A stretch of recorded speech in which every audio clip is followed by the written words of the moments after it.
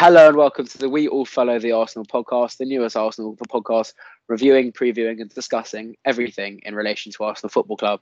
As always, today I'm here with George. George, how are you today? I'm very well, thank you, Jack. How are you doing? I'm good. Do you know what? I'm really good. It's been a very obscure set of results we've seen recently, to be honest. Yeah, but another great week to be an Arsenal fan, isn't it? Yeah, and also just following on from the last week's title when it was United at the wheel, just like to say, now so is Nuno for all you Wolves fans out there. So obviously where we were last time, we were discussing the games against United, Rennes away and Tottenham Hotspur. Obviously, since then, we've had the game against Rennes in the second leg where we came out 3-0 winners.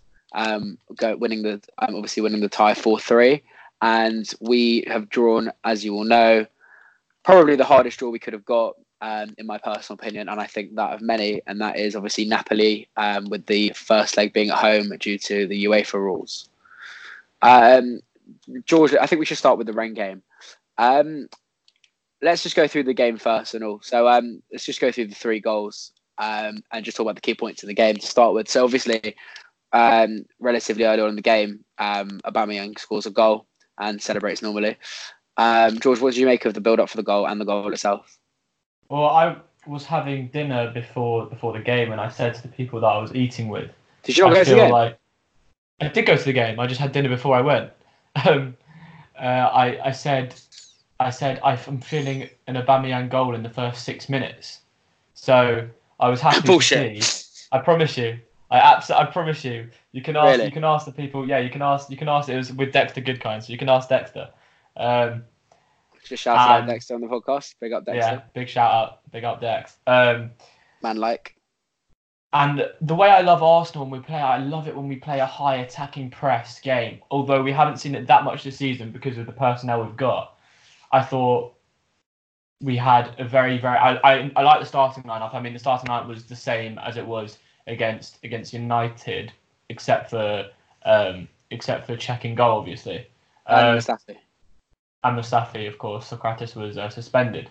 But we played a very high press game, high intensity, and it paid off. The build-up for the goal was good. Ramsey did very well. I know I shout him out every single week, but I just want to say I thought by both our wing-backs, but especially Kolasinac. I mean, I say that.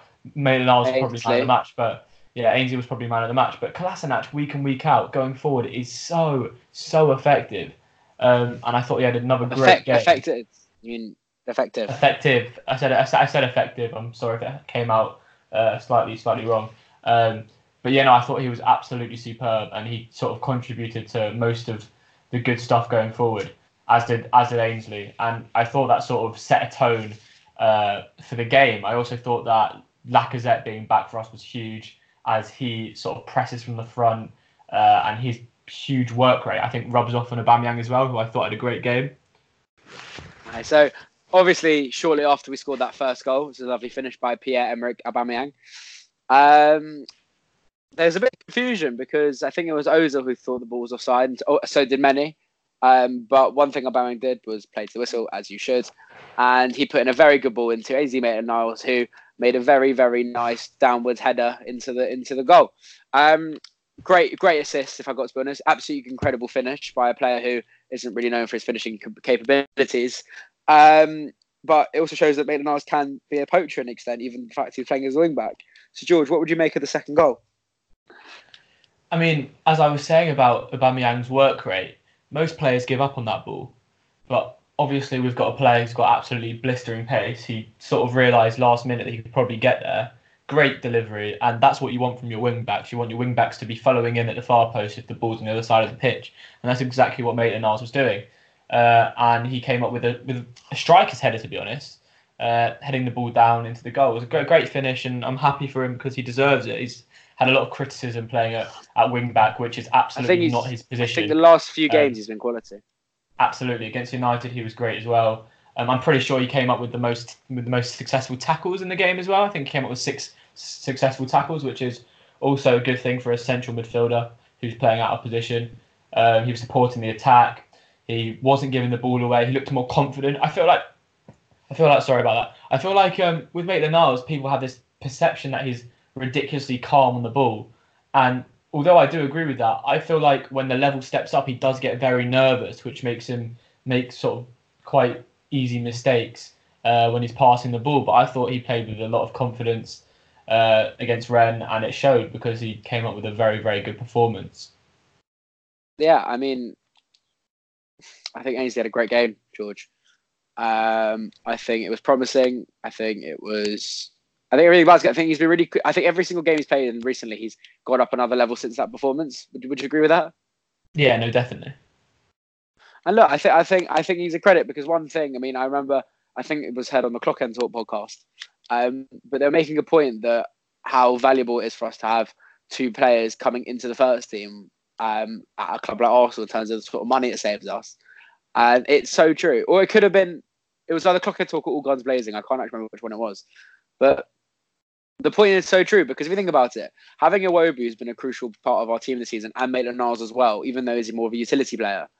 It saves us an absolute fortune at the club, if you think about it, based on the fact that the sort of, I mean, look, they've come through youth ranks. And that's what it should be. That's how they all should be players at a club that are like that because it shows what the club's about.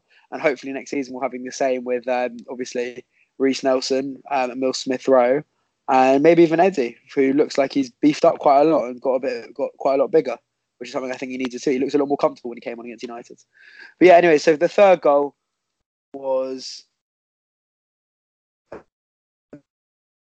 the Kolasinac pass to Aubameyang tapping. Wakanda just to highlight the Wakanda Black Panther mask. We've finally seen it, and wow. I mean, look, yes, it's a novelty. Yes, it's a novelty, but then again, look, people can cuss a player for their personality and whatnot, but what would you rather, a boring player, or would you rather someone who had flair, personality, and was a character? And in a sense, it's one of the reasons why your club's morale has got so much better recently.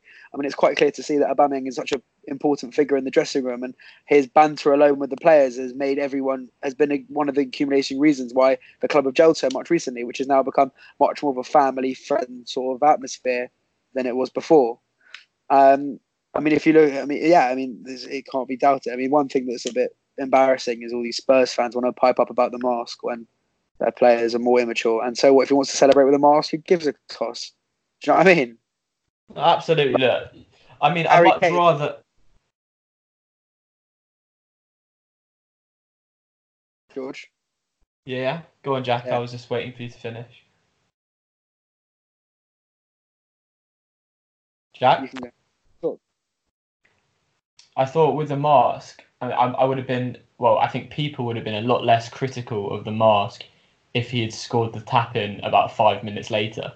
But unfortunately, with Aubameyang, he has proven, although he's an absolute great goal scorer, he does miss a lot of easy chances as well. Right. But with Aubameyang, I mean, you look at what was said before we signed him, and that he was bad for the dressing room at Dortmund, and he was the reason for them falling so far behind Bayern. He's been a key figure in actually galvanising the team and making them a united team again. Him and Lacazette, you can just see the chemistry between them two and them and the whole team. I mean, I was talking to my brother when we were at the game, and every time that we scored, Guendouzi was 10 yards off the bench, like celebrating down the line with the players, and that's what you want to see. Like, Guendouzi's a 19-year-old boy. Imagine one of us being on the bench for Arsenal and watching our team score. Like, you can tell he really feels the passion, and I can say the same for a lot of them. And that's the first time that I've really felt that in a long time. I felt over the years a lot of the players didn't really give a toss, but now it looks like they do really care and they're playing for the badge. Even someone like Ramsey, who's leaving at the end of the season, every time he puts on that Arsenal shirt, it's like he's fighting for his team, and that's what you want to see when you're watching them. Do you agree? Yeah, that's down to Emery as well. Yeah, the sort of 100%. Their work rate is ridiculous. I mean, I can't remember a time we've come into this end of the season and we've been looking the way we are. We look really strong. So obviously, just before we get onto our form and whatnot, obviously, so the draw against Napoli wasn't what we wanted, to say the least. It's going to be a difficult game. But look, they're not in the greatest of form themselves. They lost, I think it was 3-1 to Salzburg, and they have been drawing games in Serie A. They have not been the Napoli of recent. They are out of form. They do have Koulibaly, which scares the living daylights out of me. But they're not unbeatable. Yes, the atmosphere there will be horrible because that's their stadium. But we're Arsenal Football Club, and on our day we can beat anyone. And look, it's just as much as we're shitting it for the draw, they will be as well. And I think we need to take that into account. No, 100%. 100%. I feel like in a tournament like this, you're going to have to beat the best teams. So, exactly. Although I'd rather not get Napoli, at the same time, you do think at some point you're going to have to beat them anyway. So you may as well beat them now. And it's not like we're not capable of doing it. You look at our record against the top 6 in the Premier League, and it's not half bad. We've taken 4 points of United and Spurs. We've taken 3 points of Chelsea. Should have been probably 4 or 6. And the only 2 really. Oh, we took a point of Liverpool as well. The only team that has probably beaten us properly twice is City, who are most likely going to go and win the league. And Liverpool absolutely annihilated us at their place, and they're challenging as well. So, domestically against the better teams, we haven't fared that badly. So I think, especially for the big games, Emery gets the boys fired up. And we've seen that this season. And I think that it's going to be exactly the same against Napoli. We just have to get that consistency over 2 legs, of which we haven't had in the competition thus far, which hopefully we will. Do you know what? I completely agree with you. I think it's actually a very, very valid point to be made there. And look, I think, do you know what? I couldn't disagree more with that. But I've got a question for you here. So, what do you do now? So, if I give you a scenario, okay? Go on. Let's say we go and beat Napoli, or let's say that. Actually, no. Do you know what? Let's not say that. Let's put this point into now. Do you focus on the Europa League and lay off the league a little bit, or do you? What do you go for, or do you go all guns blazing in both? Because I personally don't think we should prioritise either, regardless of fixtures, especially with the way the league's panning out at the moment. I completely agree with that, Jack. I don't think we should prioritise one over the other. I think we should go for both of them. Why not? The better teams who are in the Champions League are prioritising both, so why can't we do the same? I think, look, obviously we don't have the same squads as them in terms of depth. The only worry that I've got is that because of the fixtures and the way that we have quite a few Monday fixtures, if I'm right, in the league. We've got, Watford on a Monday and then Napoli on the Thursday, which is going to be an interesting one. What should be moved to the Sunday. So that's the only thing that I'm slightly worried about is the clustered fixtures. But then you have to appreciate that these guys are professional athletes and they can probably do it. And also, although we don't have a massive squad, we do have quite a lot of players who can nip in and out if they need to. You look at our midfield, and we have our central midfield. We've got a partnership with Xhaka and Torreira, who I think is probably our best partnership at the moment. But we can also play Xhaka Ramsey. You can also play Xhaka Guendouzi. You can also play Guendouzi Ramsey. And you know what? Adding to that, one thing that's extremely valid to say is that we, as a club, if you look at the subs we made against Rennes, we can start some games with Aubameyang and Lacazette. We could Ozil. You could do some games Ozil, Iwobi, Mickey, Orba, or Laka. We do have scope to swap and change. Yes, I know I've criticised Emery for his constant chopping and changing, and yes, I do still think consistency is important, especially for the back line and defence. However, this is the time when you kind of need to do it, and you have to take that into account. And if I have to be honest with you, I think we've got enough, despite the fact our squad isn't what it should be. I do think our squad does have enough depth to push forward into fighting on both. Yeah, no, absolutely. Couldn't agree more.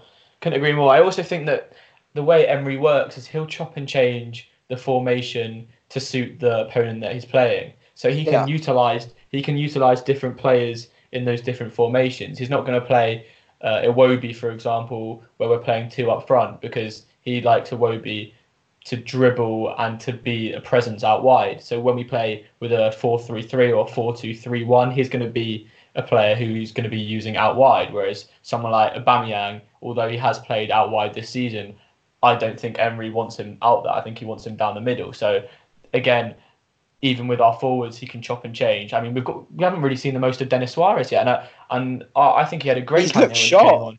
And against United. And I think that's what's going to happen. I think he's just settling in, and Emery's doing a good job with settling him in and rotating when he needs to. I mean, yeah, you talked about our bench against Rennes, and it looked like a strong bench. I honestly didn't know who was going to come on, and it was at the end, it was Guendouzi who didn't make his way on. But when you're saying that Guendouzi's not even getting on the pitch, then you know you're starting to get your whole squad back. So I think we won't have a problem, if I'm honest. With balancing the league and the cup out, I think we'll be fine. And to add to that, I actually completely agree with you, because I think with Denis Suarez is, I think the whole point that he's coming now is, obviously when you're a footballer, you have to have time to adjust and time to adapt and obviously learn the league and whatnot. And I think the whole point is we want. I mean, this is only completely opinion, just to clarify. But I think the whole point with Denis Suarez is also that we want him to kind of beef up now, get big, and be ready for next season, if you know what I mean. Yeah, give him a little taste of Premier League football and get him used to next year, really. Literally, the whole. I think from then onwards we've just got to.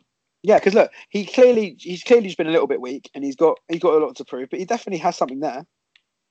No, absolutely. There's definitely talent. He looks like he's got a good touch on him, and he drives forward. No, I do like him. I must say. The only thing, going back to the tie against Napoli, I'm actually more worried about Insigne than I am about Koulibaly. I think Insigne is a fantastic player, and he could exploit our weak defence, which has been pretty. True, but even with Socrates back, he's a very, very nifty player, and Dries Mertens as well. But we'll see. We'll see. Look, I think we're going to be all right. I think we'll be all right, and I think if we get knocked out, we still would have put up a fuss. If you know what I mean, I think we still would have put up a fight. I don't think we're going to bend over for them at all. Do you know what? I think we should just maybe move on just to kind of talking about the squad a bit and just some Arsenal stuff. And I also like to say, hopefully from next week we'll actually be videoing the podcast and be doing them as more of a video rather than just this sort of audio sort of thing. And hopefully by then we will also have it onto proper podcast forums as well. So just wanted to raise that point. Now look, so if we're going to look at the squad right now, I think Denis Suarez is a good example of a player who looks promising. But do you know who I've been really impressed with, George? Henrik Mkhitaryan. Yeah, he's stepped up his game big time, hasn't he? Do you remember what Mickey was like when we played against him when he was at Dortmund? Well, he was the sort of player that he's playing, like he's showing that form for us now. It looks like that's what we want him. That's how we want him. He's the completely different animal than he was, and he looks quicker, stronger. He looks driven. He's a lot more direct. He's really looked like a proper player. And if he's playing, that's another. I mean, look, I don't want to toot our own horn here, and I don't want to say we're going to get top four, and I don't want to say we're going to come third. But if we have players like him and stay on form, there's no reason why we can't. No, absolutely. I mean, in my opinion, it's in our hands now. We're 1 point off Spurs, who are going to Liverpool in a few weeks' time, and they've got to go to City still. They've got to play City 3 times now. So I personally don't see why we can't come top 3, let alone top 4. We just have to sort of defeat our demons of the past, like places away at Watford. We've looked pretty poor in the last few years. I'm thinking maybe Everton away. I mean, recently I think we've done well, but in the past we haven't. Obviously, Wolves Everton away. To be fair, was a 5-2 last season. No, I said recently we did well, but I think before that we struggled slightly. And look, Wolves is going to be, I think, the toughest of all of them. They're unbelievable. You talked about Nuno at the beginning. I think they've been great all season. I think against the top 6 especially, they've really, really done well. I think they're 7th now, aren't they? Sorry. Oh, you're right, mate. It's all right. Yeah. They're seventh. They're seventh No, I now agree in with their first season. In their first season in the Premier League, that's just unbelievable. And their top two especially, I really like Jimenez. I think he's a really good player. And Jota. And Jota, absolutely. I really So like Jota. yeah. So I'm quite. Do you know who I also really like? Who? Sead Kolasinac. Oh, we do love Sayad. We do love Sayad. He's been a revelation this year. I wanted to ask you a question just about Emery in general because, look, obviously over the past people have criticised him and maybe rightly so. I've been less on the criticism. But what do you make of his first season? And in terms of the way he's either improved or not so much, the players that we've currently got in the squad. Okay, look, if I'm going to be honest, I was skeptical at first. I'm not going to sit here and say I've been back in Emery all season. There have been times where I've really questioned him, and I think that's fair enough. So yeah, look, I think of recent weeks he's really proved himself. I think the biggest test of the season was always going to be these final two games. I mean, from the beginning of the season, it was always very clear that our run-in was always going to be a lot easier than the rest. And whether, obviously, can I just say what I'm saying is based on thoughts beginning of season. Obviously, you never know how you're going to do with a new manager and whatnot. So I thought to myself there, whether it's winning a title or it's coming top four or whatever the battle is, our run-in will help us considerably because at the end of the last Big Six, and those final two games are crucial for us. And I think Emery's come out of them in absolute flying colours.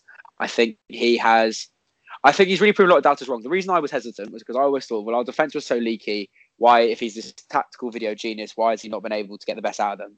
And to be fair, he has been with that bit more consistency. And I think the future's bright. But I think that what people need to realise is, yes, even if we end up, let's say hypothetically here, I'm just saying on a hypothetical basis, let's say we come third and we win the Europa League, or we come fourth and win the Europa League, or even if we come top four without winning the Europa League, the point's still there. And everyone's extremely hyped up. People need to realise that next season's another season. People also need to remember that United came second last season.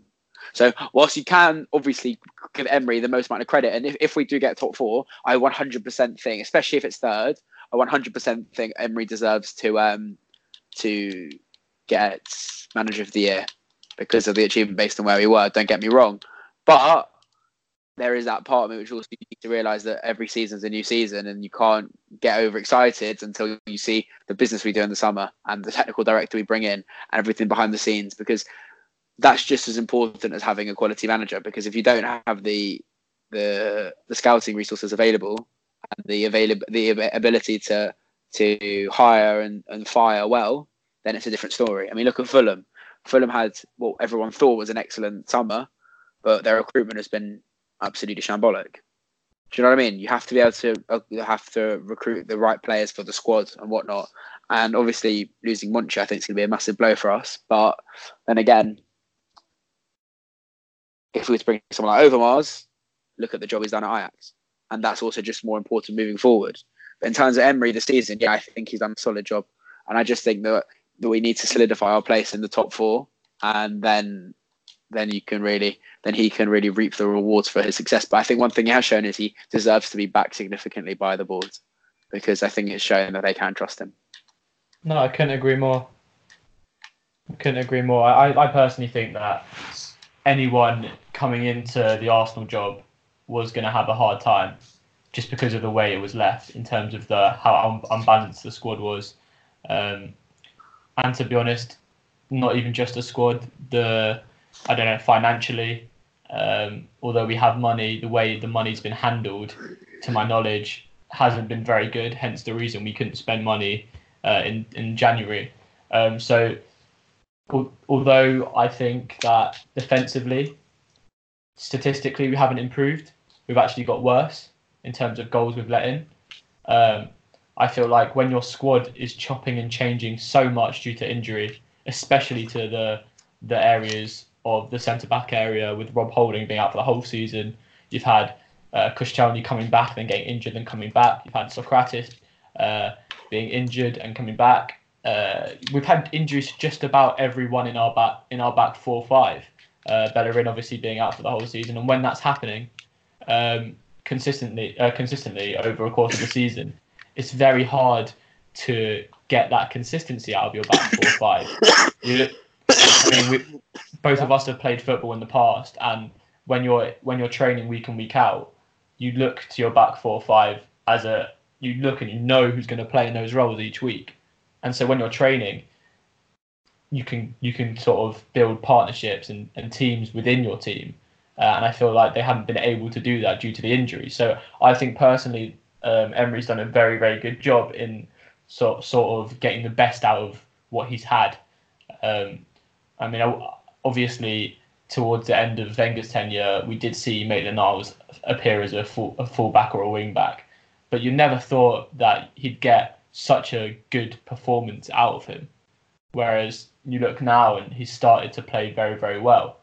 And I've always been a massive fan of Kolasinac, but I've heard loads of people say, "Oh, he does nothing defensively. He's not even that good going forward." I think he's got a lot better defensively. And that's what I wanted to add. I think that as well. I think he's got a lot better defensively. You look at the game against Chelsea at home, and he was in a back 4 playing at left back, and he was probably one of our best players. So I think that the role of a manager, although it is to coach, is also to motivate and to get the best out of them. And I think that Emery has successfully done that over the course of the season. Obviously, if you were to say a manager to come in and win the league in their first season, like that's a very unrealistic approach. And this is a project, in my opinion, and you have to be patient, especially with someone like Emery, who has shown in the big games to be very, very tactically well equipped. He needs backing. He needs transfer windows, as most Arsenal fans know. But you look at the players that he has brought in, and they have been our best performers this season. I mean, Leno saved us numerous times, and so has Socrates. And I know I've said this many times on this podcast, but I feel like with transfer windows, we will start to see a big improvement. However, obviously, the board in the past haven't backed the manager, so we just need the board to give the manager a proper amount of money to buy players in the key areas that we need so badly that we talked about last week, in the centre-back position, the left-back position, and a winger. But hopefully, obviously, all of us at the end of the day want the best for Arsenal. So if they can do that, then I'm so positive about Arsenal going forward. But we will see, won't we? Yeah, look, one thing that I want to say is that on the basis of money, look, there's a lot of conflicting articles. Some say we've got 40, some say we've got 100 and whatnot. But this is what people need to realise. This is, I think, one massive misconception.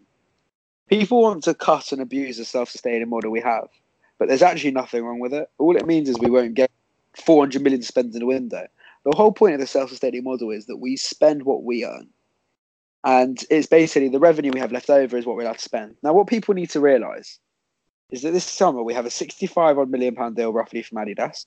We have another 30 million a year coming in from Emirates from that new deal. So that's approximately £95 million. If we qualify for Champions League, that's about another £50 million. And player sales. Now, people can say what you want about Mustafi, but based on his age, we're looking probably around 15 to 20 odd million, I'd say, roughly based on the market right now. And for El Neni, we could get anywhere from 10 to 15 million quid. That puts us well in around 115 million plus. No, 100%. That looks a lot more promising than it could have looked before. And that's the realistic. Yes, people could say we've only got 80 million now. I think Ornstein said we've got 90 million. But that's also before sales and before Champions League money. So obviously, we don't know if we qualified and we don't know who's leaving yet. So yeah, our budget. Look, I just like to highlight again. I no longer do any ITK stuff just because, and I'll wine another podcast. But from understanding football and understanding the market, and this is my degree, I study football business and sports law. People need to look at the bigger picture because it's very easy to pick up an article from The Sun and take it as fact and abuse the shit out of Arsenal for it. But the matter is, that's not the situation. For example, the whole issue we have with the wage budget, that goes up by a certain percentage every single season as well. And we're clearing around £600,000 a week before Mesut Ozil. Because Ozil is very likely to stay. But my point is people can cuss Ozil for the wages. People need to pay in the club. but also people need to realise it actually doesn't make any big difference to anything. And it just shows it in itself that people need to understand, and I'm not trying to be patronising here at all, but people need to understand how deals are done and stop thinking it's like career mode on FIFA, because it's not. And stuff isn't laughable. Like, for example, one thing that look, Mark Overmars, who the say is very, very keen on a move to Arsenal now, right? He said in a move that what he said in a thing that in an article that wherever he goes next, he wants to bring De Ligt with him. People say De Ligt would never come to Arsenal, and I'm not saying De Ligt's coming to Arsenal. I'm not saying we're signing De Ligt. I'm not saying we're signing anyone. I'm not doing that at all. And I just want to make that clear again, because I know what some people are like in terms of how they want to interpret what I'm saying. But this is the fact. Why wouldn't De Ligt come to Arsenal if there was an offer there? We can afford £68 million. We can afford his wages. He's allegedly more of a sort of character that wouldn't jump at a deal for the club's name, but he wants to further and better his career first. Why wouldn't he come to us? Everything about the Arsenal project right now is exciting. We have a new manager who's done bits in this first season. We'll hopefully be back in the Champions League, and we have a lot to offer. The sort of players that it's not every place you go and you have Lacazette and Aubameyang as your two strikers, for example. Do you see where I'm going with this? Do you see? Absolutely. The thing is with transfers and for record, just say Overmars works with De Ligt now at Ajax, just to highlight that. The thing is with transfers and negotiations, the problem that I'm sure you've experienced over social media is that things do change. So even if you do say something and at the time it may be concrete, in a matter of days, even minutes, things can change and people can make different decisions based on different sort of aspects of their life. So yeah, even if you may have said in the past that a deal was done or close to being completed, things do change. I'm so under the umbrella that, for example, Jack Wilshere was going to sign a contract with Arsenal. Yeah, and do you know what? Things changed. Do you know what? And I think we should discuss this now, because I think it's one thing which I wanted to address for quite a while, obviously based on my history. And to start with, Jack Wilshere, obviously, for those who follow my account for a while, I used to do Arsenal information. I've never claimed to be an ITK, but I used to pass on information that I'd heard, and I was told I was allowed to say. So I've never said, anyways. So people have the impression that the perception is people will say you got it wrong, and that is so far from the reality that it actually hurts. And I'm going to explain why. You can't get something wrong. It's not as if I've guessed in a crystal ball or anything like that. An example of that is the Jack Wilshere thing. Jack Wilshere has himself come out and confirmed that there was a deal there, and he did agree that deal. And the only he then rejected the deal was because of Unai Emery, and he wanted to know his place within the Arsenal side with the new manager. And that was obviously where the executive decision was made by Jack Wilshere to leave the club based on the potential playing time he's going to have. And that's one thing, for example. But the other one, and I think the main one, and I think the one that a lot of people will want me to address, and I'm going to address now, is that of Allegri.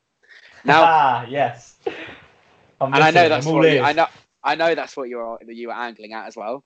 And look, this is the situation, and this is what I wanted to address for quite a while, but I've looked at it and I haven't been sure if I want to talk about it. I also think that in life you just got to just put behind you and move on. Now, on my mother's life, everything I said about Allegri was correct.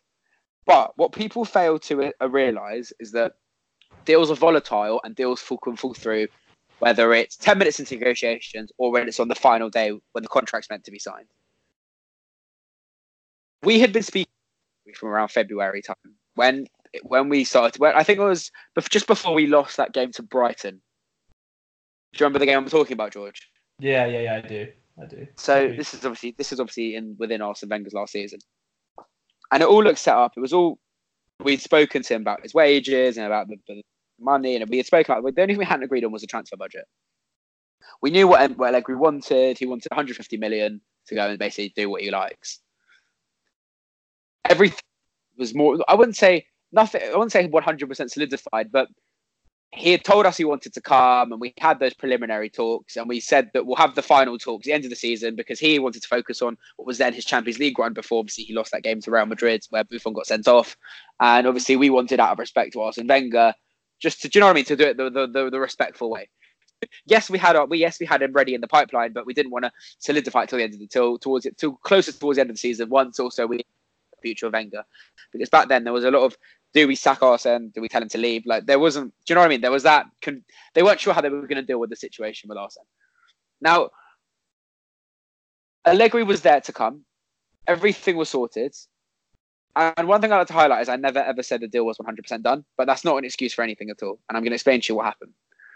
The reason why Allegri, his failed to materialise, and I think it's fair to say as well that looking back at the situation, and I'm sure all of you guys know as well, if you guys look back at media and if you look back at talk and everything in general, it was very clear that there was interest there and talks were there and that everything with Allegri was very much real. Yes, I know people want to hate me because they made the decision to go and make bets themselves, which I never told anyone to do and I never would.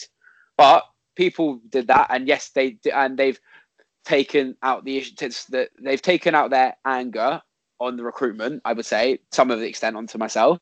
And I respect that because, yes, I maybe shouldn't have jumped the gun by saying it's extremely close and mentioning, obviously, the house hunting. And I'm going to address that soon as well. The reason the Allegri deal fell through was this. Allegri wanted £150 million cash budget. We were prepared to offer him 75 odd million, which translates to 150 if you do it based on installments.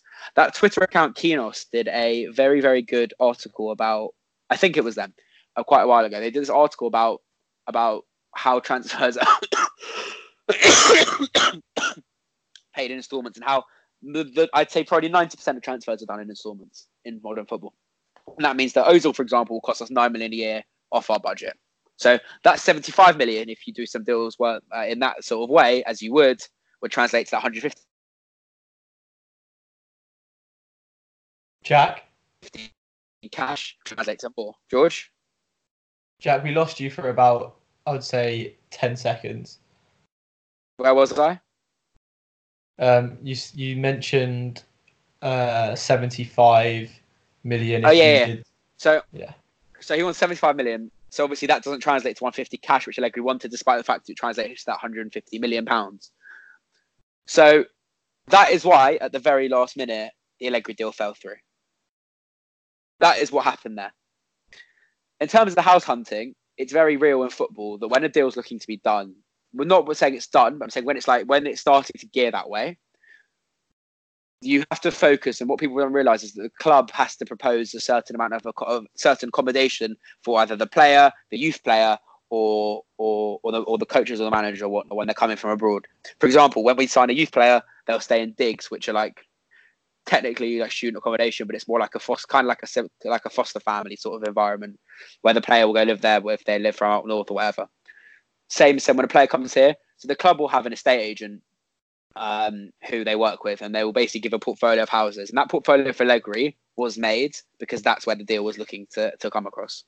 So, yes, when I said that statement, was I jumping the gun in the sense that it was inferring that everything was 100% done to people who wouldn't necessarily understand that it's quite a common practice? Yes, but I think it's fair to say, and I think George would agree with me, that is a very normal practice, and it is something that does show something is close, but obviously not concrete, as you'd agree. But I also understand where the misconception will come from. And what I will say is that Jack hasn't told me to say any of this, but before Jack and I became friends, I only knew him because of just socially, but also just really quickly. So really quick, a funny story about this. The way I met George was basically we're from the same circle, but we didn't really know each other that well. Like we met once in a club in Marbella, went clubbing I think twice out of there, but it was in a group, so I didn't really know George properly.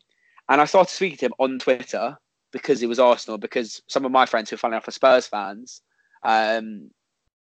followed him as well. So I recognised that he was part of the same sort of social group. So when we were talking, it kind of went like that. And it turned out that I was then living in Radler in Hertfordshire, and it turns out George was only living around the corner. So then we went for Nando's a few times, and then our friendship kind of grew from there. Yeah, carry on, George. And as I was saying, the only reason I sort of knew Jack was because of his Twitter page. So I've been following Jack for quite a long time, and it's not like Jack had come out with so much rubbish and so much like factually wrong information. It's quite the opposite, to be honest. I remember with for example, the Aubameyang deal. Jack said that even on Arsenal Fan TV months and months before the transfer window even started. So I'm trying to think of other things. I remember wages with Theo Walcott, and the price tag with him leaving. Ozil's wages, other transfers that ended up materialising. I can't think of any at the top of my head. Look, you can't look. People could say it's guesswork, and the haters are going to hate. And the way I look at it is that I don't really I'm going to be real with all of you listening to me.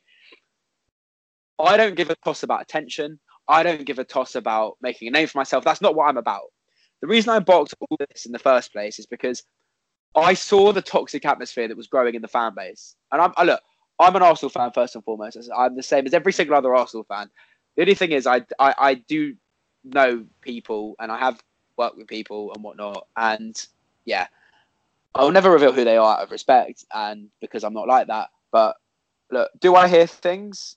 I did. I've taken myself away from it all, which I'll get onto in a minute. But yes, and if I had that sort of information and I knew it would ease the minds of fans who were fighting in the stands and were cussing everyone and were effing and blinding everyone over the most little row in the away end, because bear in mind last season was my first season on the away scheme, it broke my heart seeing that fellow fans, because I look at the Arsenal fan base as a family. We all have the same love. Seeing them beat each other up broke my heart. And I thought, look, whether it impacts 5 people or 10 people or whatever, if I can ease people's minds and they're not so stressed out and worried for the future of our club that we all love, then great. Then I'm honoured. It's like with Arsenal Fan TV. I don't care if 10 people watch my videos or thousands. The way I look at it is this. I'm an Arsenal fan. I'm going to speak to my mates about Arsenal. If people want to listen to me, then I'm honoured people take the time out of their day to listen to me talk about the club I love. But if they don't, then that's their decision and it doesn't bother me at all. Now, people need to remember that. And a lot of people can cuss me calling me an attention-seeking kid or a little shit or whatever they want to call me. But the end of the day is this. I didn't do it for any self-gain. I could have monetized my Twitter account. I could have started taking sponsors. I could have earned money. I didn't want to make it about the money. I didn't do it that way. And I'm not going to do it that way. I don't want to earn money through through being an Arsenal fan and like that. That's not who I'm about. I wanted to do it out of genuinely the good of my heart to help fellow fans. And that's what it was. And the reason I don't do it anymore is because I didn't need to waste my time spending hours speaking to people and whatnot to get all the to get information to other fans to then get abused on it because people are too naive to understand that deals fall through and to get the abuse I did. Now, I don't care about the abuse. I don't care that I get abuse. It really doesn't bother me. But it's different when I'm being told to die and I'm getting because I'm Jewish that I should go to Auschwitz and concentration camps because I don't need to feel like if I'm going to go to Arsenal I'm going to get beaten up because I'm a Jewish Arsenal fan and because of people's misconception of me and because they're too naive to understand the matter and even to entertain them while trolling online, if you know what I mean.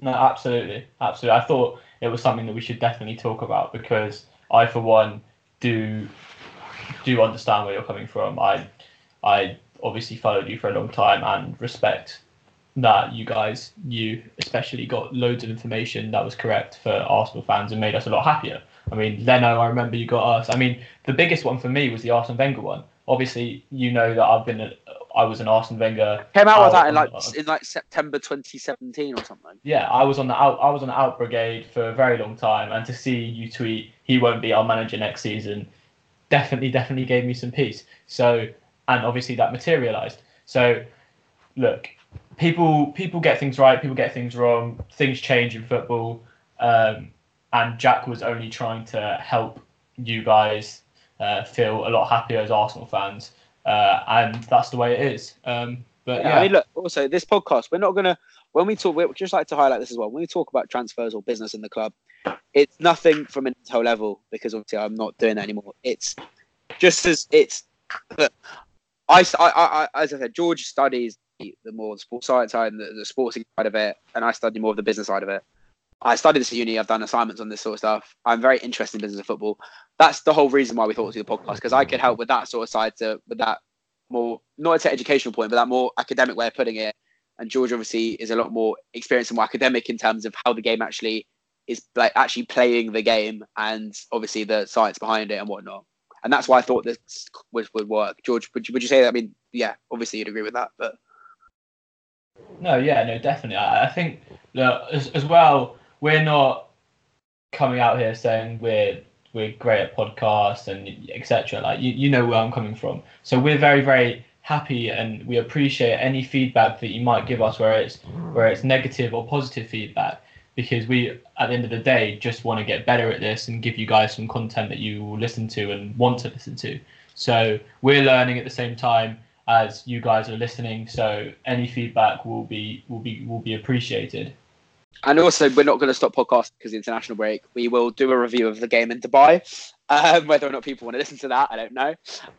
We are going to talk about who we'd personally, what if it was our choice, if we were doing the business, who we'd want to bring in. We're going to talk about our ratings for our team this season. We're going to talk about highlights of the season so far, and we're obviously going to get this onto all podcast forums coming up soon, and obviously it won't be on YouTube, and we're also going to film it, whether it's on Skype video or on Google Hangout. That will be confirmed. Anything you guys really want to see, we're happy to do, really. Look, I just hope that also, obviously, hope that you all enjoy the podcast today, and I also hope that you have listened to obviously what we said. I know a lot of people have wanted me to address the Allegri thing for quite a while, and I am open to answer any questions about it. So that can also be addressed in another video if wanted to. However, I do think this is probably a good time to put that to bed. But obviously, I'm open for questions from anyone else.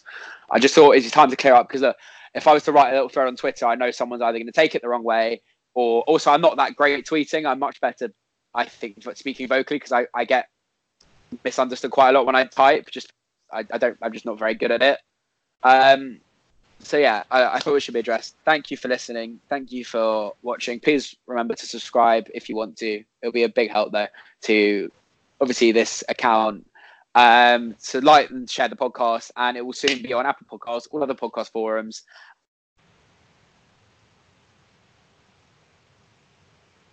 George, any final remarks? No, just thanks for you guys' support thus far. We appreciate it. We really appreciate it. We're excited to do more in the future. Thank you very much all for listening, and we will hear from you guys soon. If you also have any questions and stuff you want us to also address in the following podcast, please don't hesitate to write it in the comments or whatever you guys feel like. Thank you for listening, and also remember, follow George's Instagram. George, plug your Instagram. GeorgeLee12. And obviously mine's jack.goldenberg. And obviously, as you guys know, my Twitter account is theplugafc. Thank you very much. And we will speak to you guys soon.